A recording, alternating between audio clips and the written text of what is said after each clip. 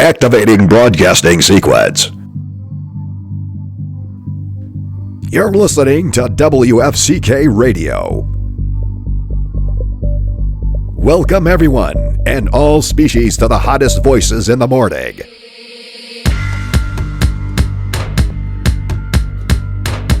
Your lover's favorite voice to wake up to.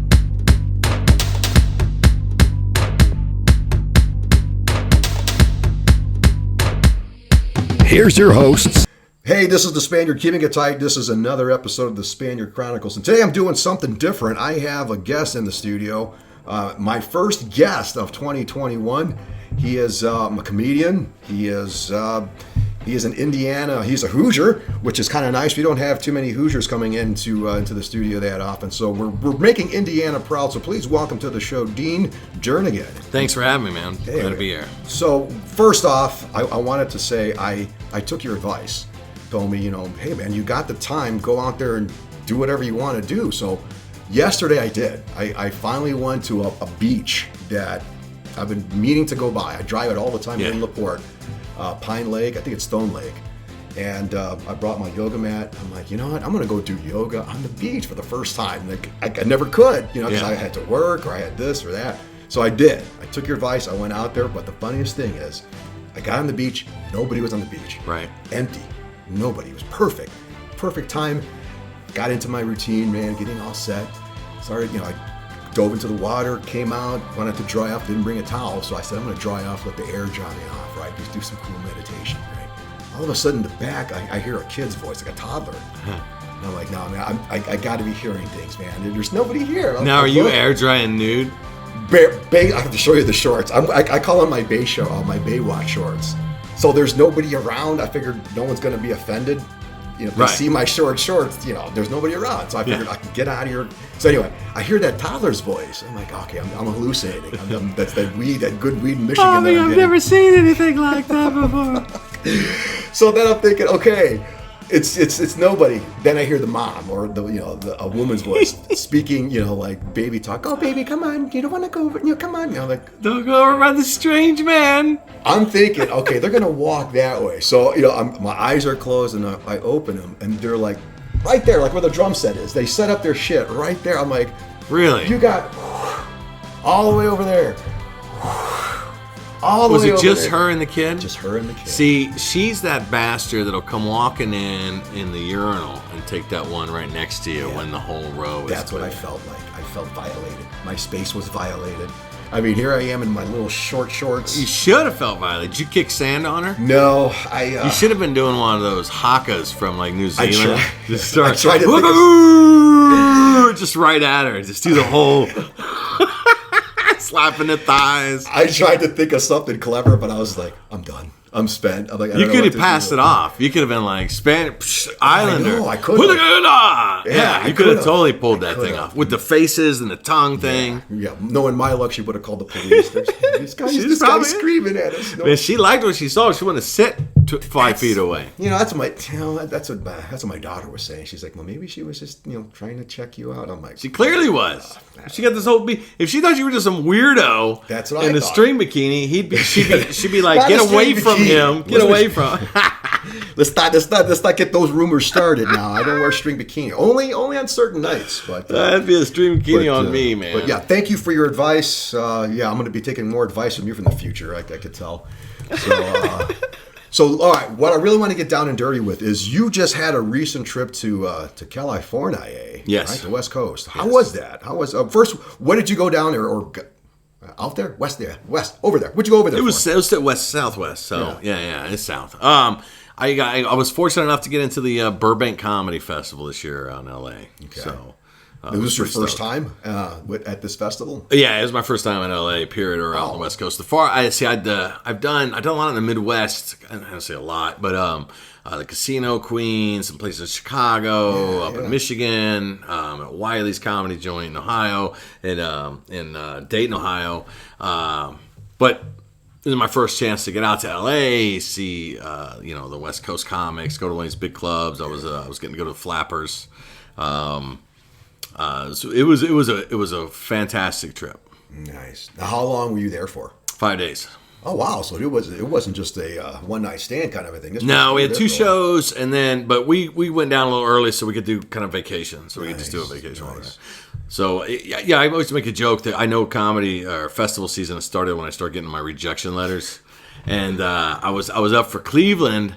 And then L.A. and I didn't think I'd get L.A., but I thought for sure I'll get Cleveland. Yeah. Hopefully I'll get Cleveland, and then it's driving distance, easy, it's cheap. Yeah. And then my girlfriend was like, if you get L.A., I want to go. I said, I'm not getting L.A., so you get that out of your mind. So Cleveland rejected me, and like 2 days later, L.A. said yay. Wow. So I was pretty stoked about that. That is pretty good. How long have you been trying to get on festivals, or even? I started doing so. I started. I'm 43 now. I started comedy when I was 40. So March of 2018 is when I started. Yeah. I started getting serious fall of. I took a week. Let's see. I'm a single parent, and of 3, and that fall their mom took them for the fall break, so I had a week off. So for a week straight, I just took a vacation, and I went to Chicago every night and did a show. And I wanted to put myself up against the Chicago comics, because the 3 meccas of comedy is known as New York, Chicago, and LA.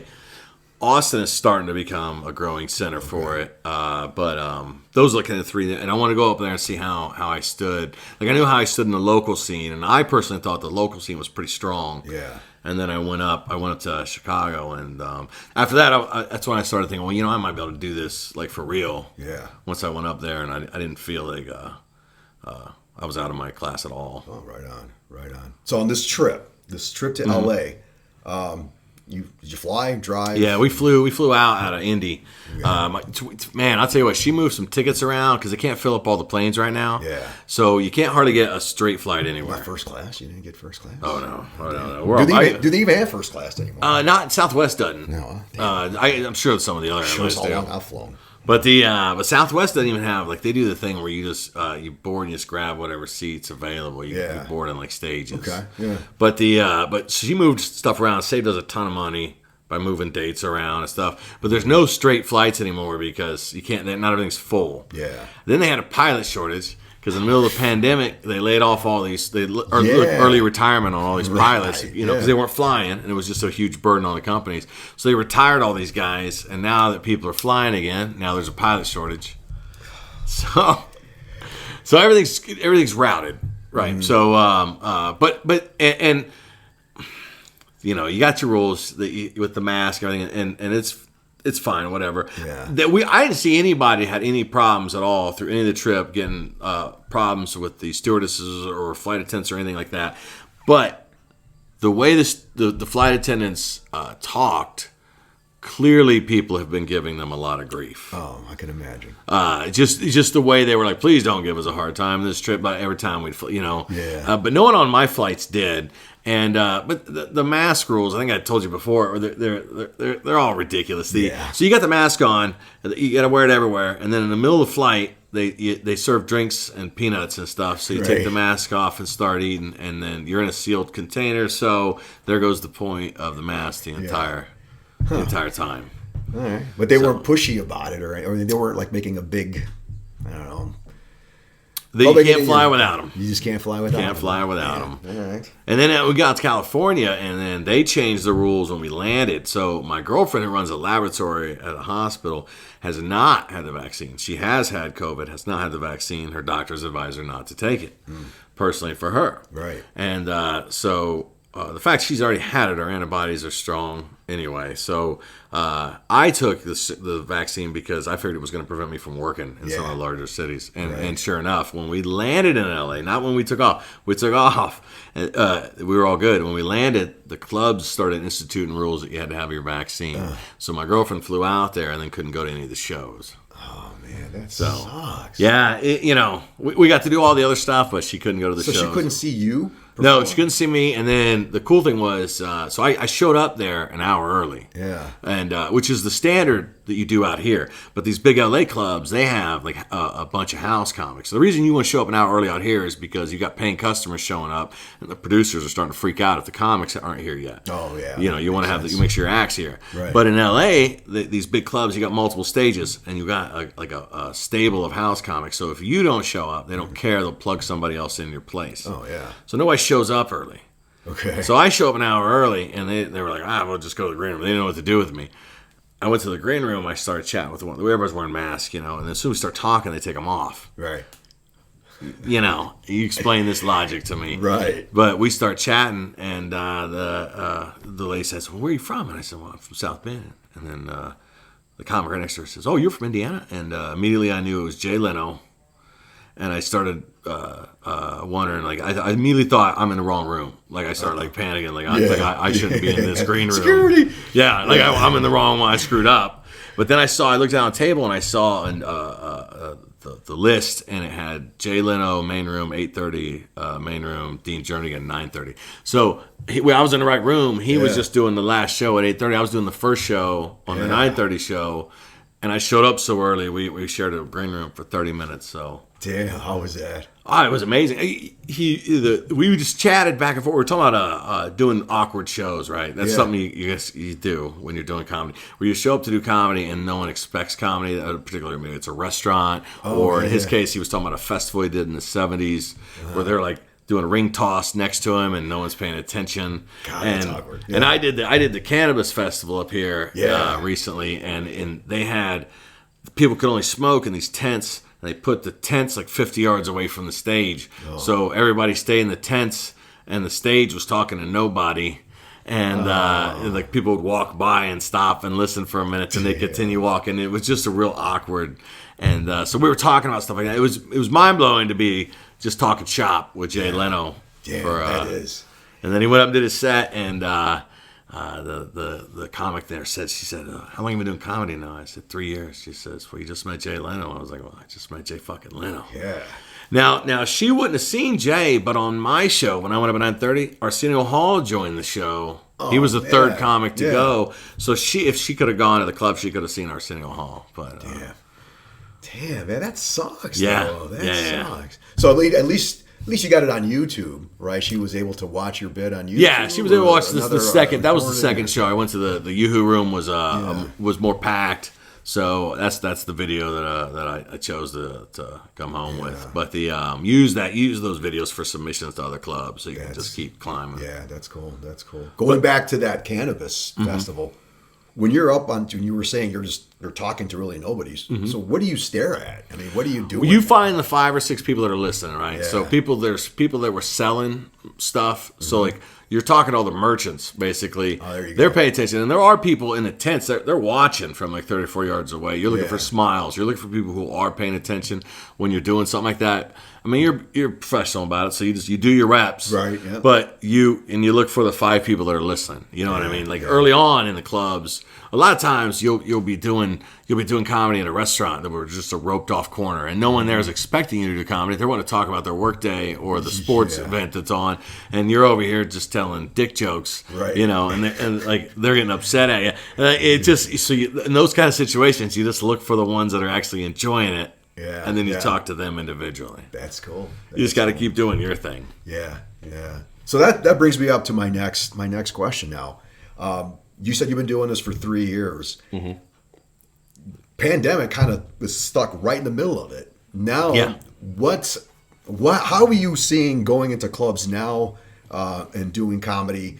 Is it a lot harder or easier, or what is your take on the future of comedy now? Yeah, it's there, man. Like there's nothing like the live shows. They tried the Zoom, and the Zoom's going to be around as an aspect of it, but it is. I've seen so many funny people just not be funny on Zoom. Yeah, it all feels like you're watching MTV's Real World, where they're doing those like confession booths. Exactly. Yeah, that's how they all feel. Yeah, and so like half of that festival in LA was a virtual festival I didn't even participate in. And there was a $2,500 cash prize for it. Would have paid for the trip. Yeah. But like I said, it's just so unnatural for me. Yeah. But my thing was though, like still the magic's there, man. We never stopped throughout the pandemic. Mm-hmm. What we started doing early on at the height of the lockup was we were doing kind of illegal outlaw shows in parking garages. We would go by, set them up. We'd plug in some amps and a microphone, brought a bench, and we turned our cars on and kicked the lights on, and then we went live on Facebook, and then people were kind of gather into the top of this park garage to get photos of the sunset and stuff. Yeah. And then they would sit, and everybody was spaced off, and security came through and didn't blow anybody's shit, and we just rolled with it. We were doing stuff like that, and then we started doing these shows started hooking up with a whiskey distillery, and we would do shows out of their docking bay. Oh, that's sweet. And then people would park. It was kind of like an early run of the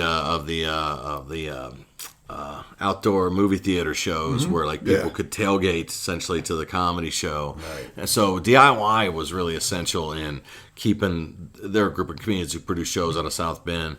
They were real essentials to keeping that thing going. So I was able to keep grinding through the whole. Yeah. And there's no reason you can't stay safe with these clubs. Listen, I work retail. Right. Is my day job. And before noon, I've already seen 1,000 people without masks throughout the height of the pandemic. It is what it is. Yeah. And the kids are in there coughing and sneezing. I mean, it is what it is. People are people. Right. The best thing you can do is just to take care of you the best you can. You get vitamin D, get your exercise, get your sunlight, wash your hands. You know what I mean? Like, that's the best thing you can do, and just live your life. Yeah. These things are always out there. There's no reason. If you can go to work safely, if you can go to the grocery store safely, then you can go to the comedy club safely. If you have a compromised immune system and you're getting everything delivered, then maybe you shouldn't be going out to the comedy club. These are individual decisions that a person needs to make. But there's no reason that you cannot do it safely and participate. And just like anything else, it's up to you as to how much you're going to live in fear and how much you're going to go do your thing. How much you want to live. Yeah. No, exactly. That's cool. Now, you got because you just came back off of a trip from California. What's next on the horizon for you for 2021? September's a busy month. I've got I'm opening up for Steve Sabo at the Smokestack in Mishawaka. That'll be a really good show. He's kind of not a blue comic, but a risque comic, kind of edgier guy. Yeah. It's going to be a fun show. He's a national touring guy. I bought his book, actually. His book's pretty good. It's called How to Fail at Stand-Up Comedy. And it's based on, so when he was in the middle of the pandemic, he didn't have a lot going on. So he wrote 100 bookers that he knew, and he was like, give me your top 10 mistakes that comics make early in their career. Yeah. And so when they started feeding back to him, he's like, a lot of these were similar. And then so what you do is you talk about each one of these every step of the way, and then he'll talk about similar mistakes that he made in his career. And I've read Mastering Stand-Up Comedy. I've read Jerry Seinfeld's book on stand-up comedy, Steve Martin's book, Standing Up. His is interesting because it was the opposite take. It was the take of what not to do. Yeah. And I think there's a lot of good lessons in that book. So I do highly recommend it. I didn't buy it from him, though I didn't want to look like a fan. So I bought off Amazon after I'd met him. That is kind of the thing, right? Just give me the link. I'll just when he was talking about the book, I thought, man, that sounds interesting. But even though he makes more money if I buy it from him in person, I didn't want to just be like, well, could you sign it too?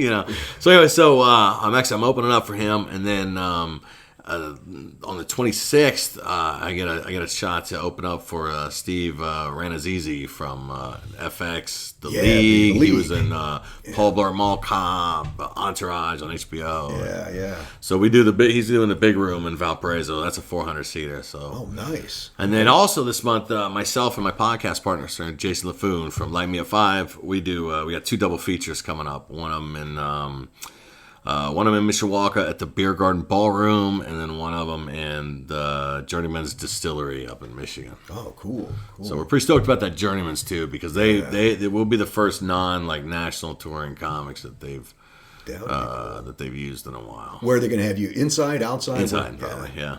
What? How are the turnouts here? What are you expecting on, let's say, the Journeyman Distillery one? They usually pack the house. This is the first show back that they've had since they shut down like over a year ago. Yeah. The first they haven't done shows. This will be the first show back, and they usually pack the house. So cool. I'm looking forward to it. The crowds have been there. Yeah. We've been limited to the seating capacity. So you for the longest time you were half capacity, and then we were doing different kind of things. They were changing the menus, trying to stay viable. Right. And then we lost a lot of smaller clubs over that whole pandemic. Oh, I can imagine. And a lot of them So you had to do non-traditional things like I would go into bars and then just start hitting them up like you guys ever thought about having comedians, and because we're a pretty low, we just need an amp and a mic. There's no setup. There's no, you know what I mean. And we can overhead. There's very little to us. We can roll in and if you have a stable of comedians you can pull from. You can put on a pretty good show for a pretty reasonable price. That's pretty cool. And how's your response to that? Are bars getting receptive? Oh yeah, they've been receptive. Yeah. The I've got September. There's not a lot more work I could take in September without quitting my day job, which would be the dream. But then October I have nothing currently. Yeah. So that's comedy for me. Where I'm at, the level I'm at, it's feast or famine. They seem to come heavy, and then they'll.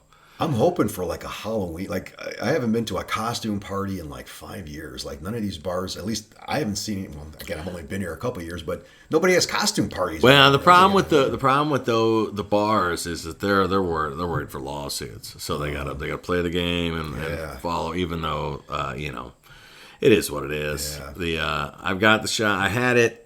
I got the shot. The shot made me as sick as COVID did. Did no shit. COVID made. I only got sick off COVID, but I got real sick. But I only got sick for like 9-10 hours. Yeah. My girlfriend had it for like a week. She was down, man, but the shot got me sick for like 9 or 10 hours, equally as sick. Yeah. So pick your poison. I guess. I guess I gotta have it. I got it twice.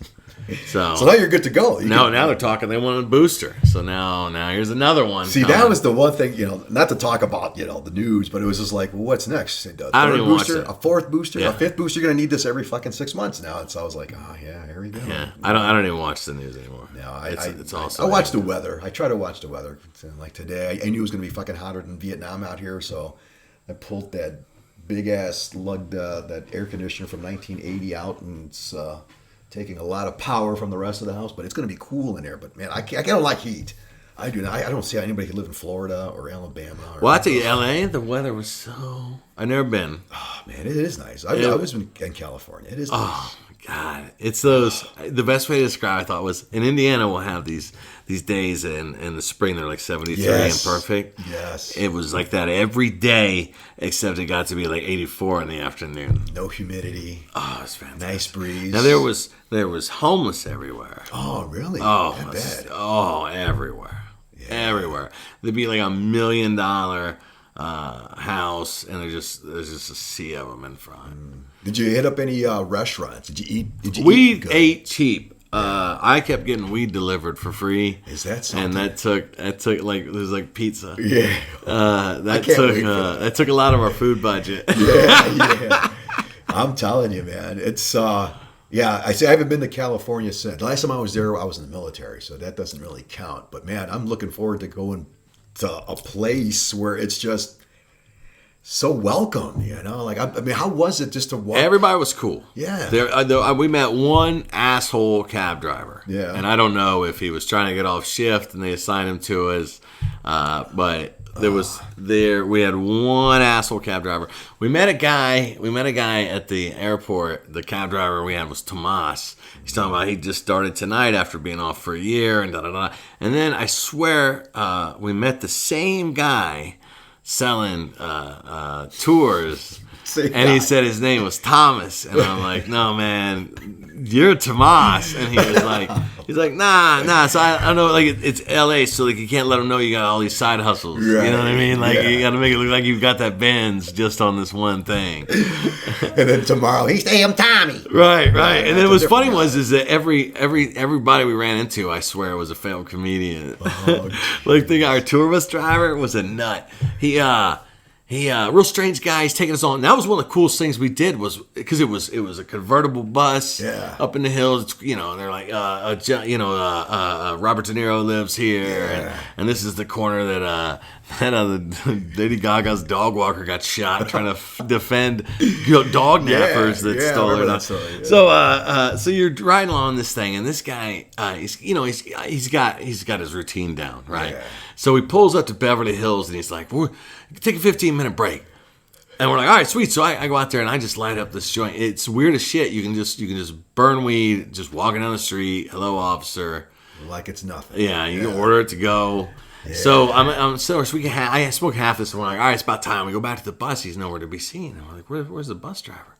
I'm like, is he that guy doing Pilates under that tree? And he's over there. He's there like the sun meets the kingfisher's bird under this tree. And then we start walking towards him, and then he drops into these really aggressive push-ups. Yeah. Like he's trying to show off at the weigh-in, like ripping them out. And we're like, well, let's just go back and finish this joint. And then he goes back to the bus, and he's lost his keys. Oh. He's trying to be all subtle about it. And I'm like, hey, maybe when you did the yellow swan dive, it's under that bush over there. So we take off, and he's going through the hills, and he's doing a spiel, and he's like, if you walk to the Hollywood side, it's an hour and a half march. Make sure you take plenty of water, blah, blah, blah. 20 minutes later, we're at a different part, and he repeats that.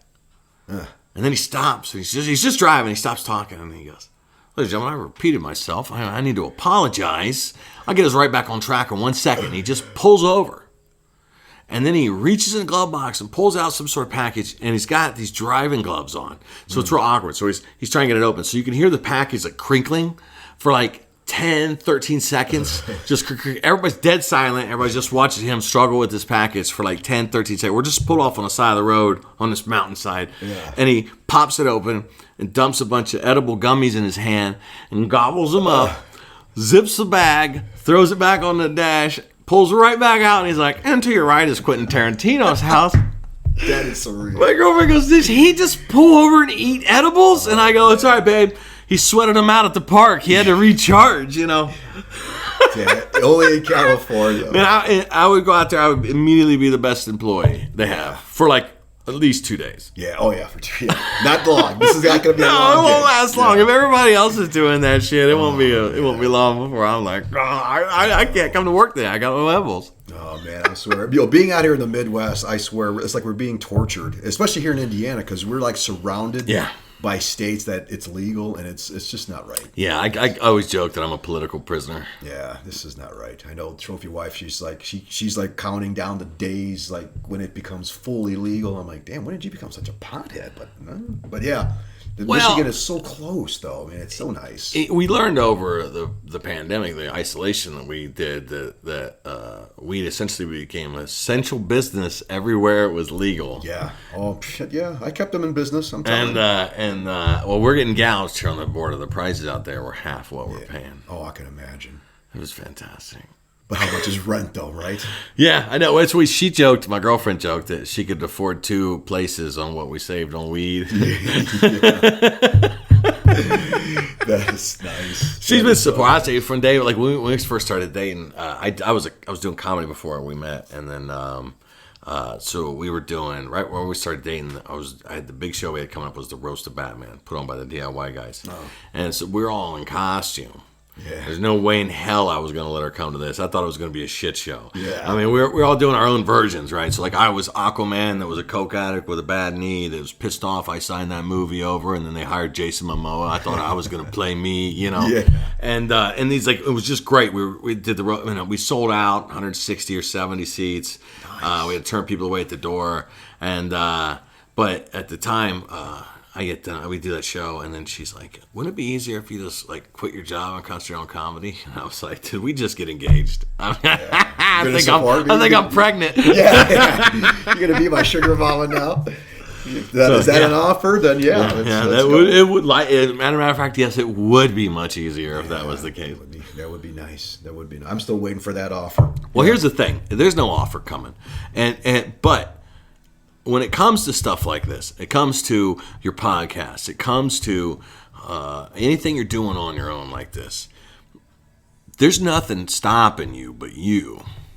Yeah. That's it. Yeah. It's, do you have the drive? Are you willing to sacrifice what needs to be sacrificed to make the next step? That's it. That's 100%. Are you willing to do it? And that grind that they talk about. Like I said, I've only been doing this for 3 years, but I do it a lot. I mean, I grind. I put 70,000 miles on my car. Like, every chance I can get up, you're writing, you're working, whether it's being podcasting, and everybody you're talking to is somebody who could be your greatest fan at some point. Right. So, and you always have to remember that because you are your business. Yeah. So, that's the great thing about comedy is where there's TikTok, there's YouTube, there's a million ways to get it out there. Sure. If you want it bad enough, you're gonna find a way to do it. Yeah. That's brilliant. Your mind is going to be like all of us. We're all our biggest critics, no doubt. Yeah. And that's the biggest barrier is getting over that mind block. Yeah. Then you got to deal with all the haters. Yeah. Because that's a real thing. Well, that was going to be my next question. Have you ever dealt with hecklers or people that just give you a hard time? I don't deal with a ton of hecklers, and I think it's more because my style is rapid fire. Mm-hmm. So I'm pretty fast delivery, so I almost overwhelm someone that's trying to talk in the audience. I'm also very loud, which helps. But you always be deal, but you always have something in the back pocket, right? Sure, yeah. If someone calls you fat, your response is, "Well, this is the way your mom likes me," but I usually leave her looking like a glazed donut. You know, you just have some comments in your back pocket. That's good. And so and it works. So like someone that work for men or women, if someone pops up, like I said, it's like anything else. I learned one lesson I learned in comedy was it was pretty early on. It was my first 8 or 9 months. I get a chance to open up and do a guest spot. And guest spot is just your local guy that they feel confident that you can go up and do 7 or 8 minutes in front of a paid crowd, and that you're not going to make them look bad, but they don't have to pay you. You're just getting some exposure, getting some experience on a paid stage. Mm-hmm. So I was getting these guest spots in the first 6 to 8 months, and I got to open for some guys, and you can just go up and open for some guys and have a good time, or you can open up for some guys and then turn those openings into networking and turn those into other shows. Yeah. But I go up there and man, there's just nothing like it. Yeah. There's just nothing. But so I open up for these guys, and so the middle guy Matt.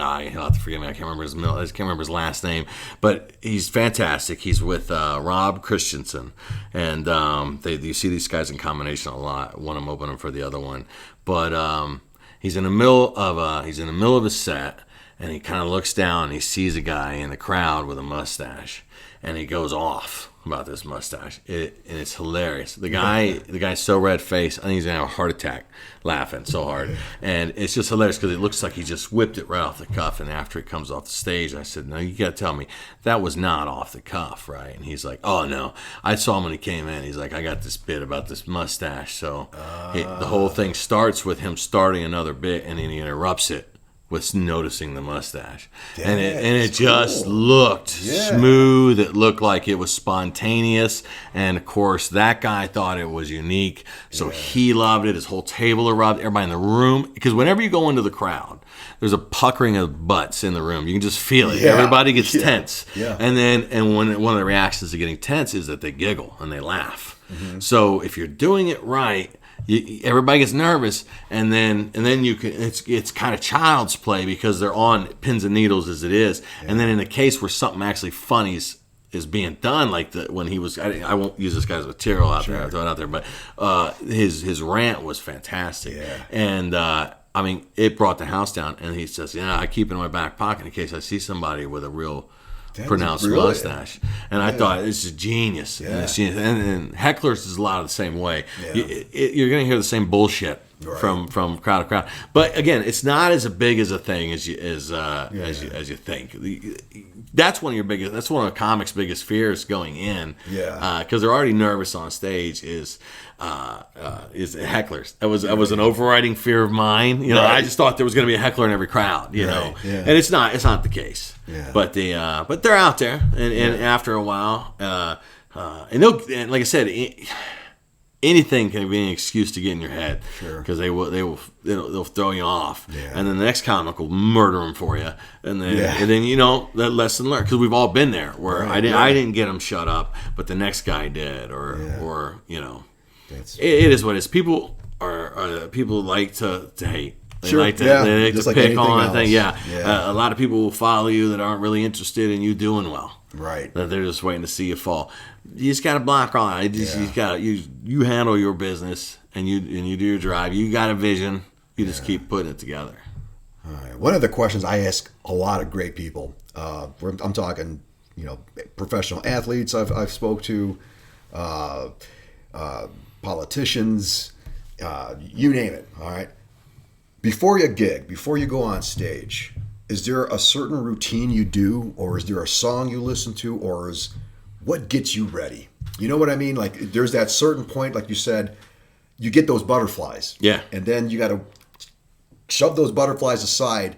What is it that gets you, man, it's go time. Let's go. What's your routine like? It really depends. It depends because oftentimes you're rolling to these shows from your day job. Yeah. So sometimes you need to get up and go. So sometimes I got a couple of playlists that, like, as I'm driving to a gig, that I'll play that are specifically all pretty upbeat, that are all trying to get my energy level up. Because mentally you drag down, because mentally you're a single parent, or mentally you got kids going back to school and birthdays to pay for, and this bill here and that, and everything else, just like everybody else is. Yeah. But you got to put that aside because you're there to entertain them. And man, the situations themselves, I don't have a particular routine I do. Yeah. Man, sometimes I want quiet. Sometimes, you know what I mean? It is the bigger the show, the more quiet I want. Like the less where I want to like step aside and just have a moment to myself before I go up. But honestly, like by the time I'm there, I'm ready to go. Yeah. If the show time's rolled around, I'm ready to go. So if you need to pull it in early, you need to pull it late, whatever, I'm gonna go up there and I'm gonna do it. Yeah. And that's been like my goal. Like I rarely take my notebook up on stage at mics. Like it's just I don't want to ever rely on having to look. And it's just about grinding and getting out there and doing it. Like putting yourself out there. Grinding it. I like that. It's a different term I'm about to use. My term of my definition of grinding is a little different, but I'm gonna try that grind. Your definition of grind. It's a grind because I sleep in my car every day. Yeah. See, that's my problem. I have a motorcycle, so that's like I'm gonna have to pack a tent or something, or figure out something, because that was the other thing. I downsized, right? So we have one truck and a motorcycle, so it's like I'm gonna have to be creative. So we'll have to see about. That's what Jason and I. If you tune into our pod, the intro you can hear is from the intro. You can hear us talking from a show. Mm-hmm. The show is from my radio show. He was a guest on, and our discussion that day was basically what can we streamline so that we can afford, so comedy can pay for our living, right? Yeah. So like 'cause I started this at 40. I've been a single parent for like the last 16 years, so 3 kids. Man, for the last what would have been 8-9 years. There was 8-9 years there where I didn't go anywhere except school, daycare. That was sacrifice. Yeah, I mean, you didn't have, and it didn't go anywhere. Didn't do anything. And when I started the radio station approached me about doing a show called Coffee with Dean, and I had this image in my head of Bob and Tom where you'd have comics on, but I couldn't get comics, so I thought I'm gonna go up to the local scene and I'm gonna write 5 minutes, go up, and then I'm gonna get comics to come on my show. Yeah. That's what started it all. Mm-hmm. And then I got up on stage and just discovered what life was all about that I'd been missing.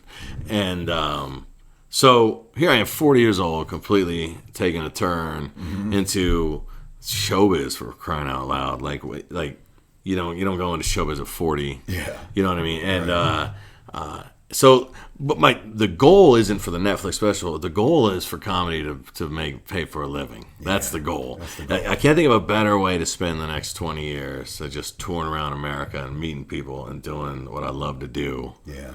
And I tell you, the people you're fighting with online is half of them are bots. Half of them are in people's basements. They're not your next door neighbors. Yeah. They're not. That's not who you're fighting with. If you get out there and get out there, man. Like the image that we have on the news and on Facebook and whatnot is not the real image of humanity. Yeah. It's the whole thing.